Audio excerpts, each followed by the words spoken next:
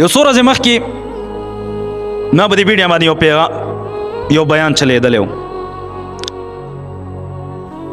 هغه ما یو حساسه موضوع چیړلې وه او په کروڑونو خلکو هغه کتلی دی. زما د حساب مطابق هغه کروڑونو خلکو کتلی دی زما هغه بیان په دې میډیا باندې. او ما موضوع څه چیړلې وه؟ ډېره حساسه موضوع مې چیړلې وه. بیا مې یو واقعه بیان کړې وه چې دا ریل واقعه وه، ما ته چا بیان کړې وه چې یو لیور رالګي او دورندار په ناموس باندې حمله کوي، د عزت باندې حمله کوي. نو بیا ډېرو خلکو لاندې دا لیکلي وو چې یاره دا خبرې کول نه دي پکار. ځکه نه دي کول پکار چې دا خو چېرته په ټول عمر کې یو واقعه راغلې ده او دا به چېرته ټوله ضلع کې یو واقعه راغلې ده او دا ټول یا ټوله صوبه خیبر پښتونخوا کې دا صرف یو واقعه راغلې ده، ولې بیانې دلته دا یو واقعه راغلې ده. کله چې ما دا بیان ورکړو هغه خلکو وکتلو او د چا سره چې دا واقعي مخې ته راغلي دي هغه ټول ما ته میسجونه وکړل. زما موبایل ډک دی د دې میسجونو نه چې چا سره دا واقعي مخې ته راغلي، دا خطرناکې واقعي، دا خو ما ته پته ده. ته وایې دا واقعي مخې ته نه راځي، تا ته ځکه پته نشته چې دا واقعه څوک عدالت ته نه وړي، دا څوک تاڼې ته نه وړي، دا څوک د کلي جرګې ته نه وړي، د کور مشرانو ته هم نه وړي، لیکن علماو ته یې بیانوي، موږ ته یې بیانوي، موږ ته یې راوړي او ما ته پته ده چې دا واقعي څومره راځي.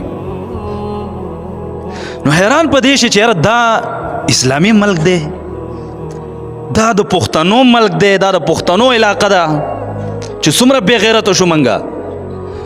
پښتنې ښځې خو به سر قربان کو د خاوند په امانت کې به خیانت نه کوو، پښتنې پیغلې به سر قربان کو خو د پلار سترګې به نه ښکته کولې، پښتنې لور به سر قربان کو خو د ورونو او قام قبیله به نه شرموله. نن موږ بې غیرته یو، زما د ښځو غیرت هم ختم شو، موږ بې غیرته یو. موږ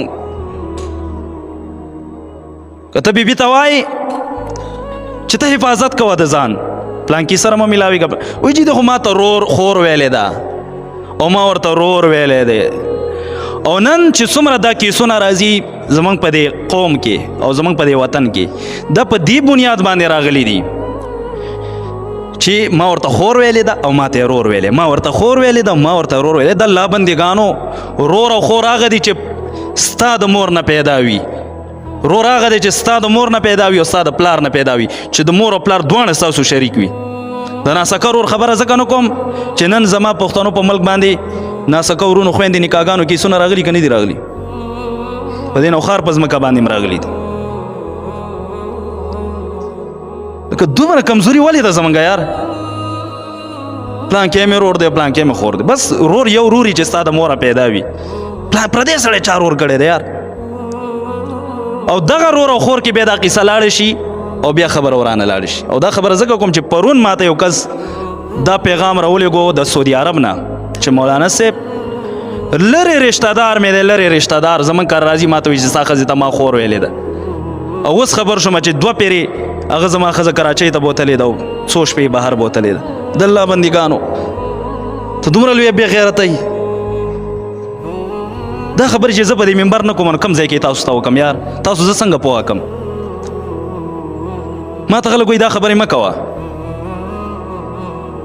زه خبر یم چې دا کیسونه څومره راځي ځکه ویم د ډېرې مجبورۍ نه ویم. لکه بعضې خبرې هسې بیانات کوو موږ دا مولیان لګیا وي بیانونه کوي که نه، رسمي بیانونه یي بس خبره ختمه. او بعضې خبرې زه د زړه د درد نه کوم، دا مې دا زړه درد کوي او خفه یم نو به د خفګان د وجې نه یې کوم د خپلو وروڼو ته، او خفه کېږم په دې پښتنو باندې چې وروسته بیا شرمېږي نه. نو لږ کورونو کې حفاظت وکړئ د خپلو بیبیانو. دا هر سړي ته دا خبره زه کوم، لږ خیال ساتئ د خپل عزت او د پردې خیال ساتئ. وبه شرمېږي قام قبیله کې بیا به سر بیا به وروسته قتلونه کوي چې قتل دې وکړو ښه به وشرمېږي. ایو ما ته وایي لاړ شم اوس خپله ښځه مړه کړمه مال ورشه مړی که چې خلک کوي دې وشي غټه ټول ملک خبر شي چې یاره د ښځه په غیرت باندې مړه کړه ځکه دا کار یې کړو لکۍ به دې وشي غټه. نو بیا د دې قتل حل نه دی چې ته زه به قتل وکړم او بیا به مې تر د مرګه پورې خلک په خونم باندې یادوي چې دې سړي غیرت کړی دی. دا غیرت نه دی، دا بې غیرته ښه بې غیرته شوي چې ته زیات نه زیات ستا لاس اوچت شو په خپله ښځه باندې. نو مخکې نه د دې شي لږ د دې خیال وساتئ. ورې